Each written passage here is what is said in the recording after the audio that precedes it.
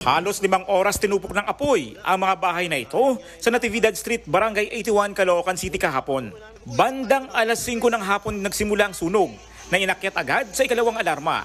At nang maapula pasado alas 9 ng gabi, dito na tumambad sa mga bumbero ang bangkay ng isang lalaking natrap sa nasunog niyang bahay. Yung tito po namin PWD kasi po naoperahan na po yun sa ulo. Kahirap din po maglakad yun. Nasurvive niya po yung aneurysm niya Tapos yan po, hindi niya na... Bukod sa kanya, 5 pa ang sugatan. At umabot sa higit 70 pamilya naman ang wala ngayong matirahan. At pansamantala munang tutuloy sa covered court ng barangay. Sa ngayon, patuloy pang inaalam ang naging mitsa ng sunog.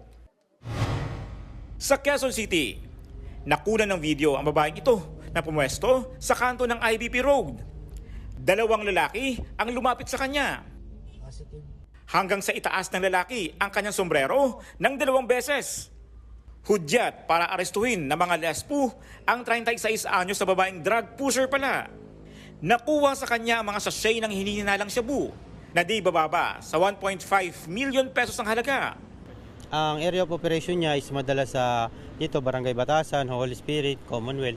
At minsan maabot din siya ng Rizal. At saka sa may Fairview rin. Malaki yan ang ang galawan niya kasi lowest 25 grams ang kailangan mong bilhin sa kanya o orderin bago siya magde-deliver. Pero todo tanggi rito ang suspect. Hindi po talaga sa akin, hindi ko po alam kung kanino yun. Pero ikaw binubulit dito? Hindi po. Napag-alaman na una nang naaresto ang kanyang mister sa parehas na kaso noong 2022. Siya naman mismo, pangatlong beses na raw itong makukulong. Nagbabalita mula sa frontline. Ako si Hannibal Talete para sa 1PH.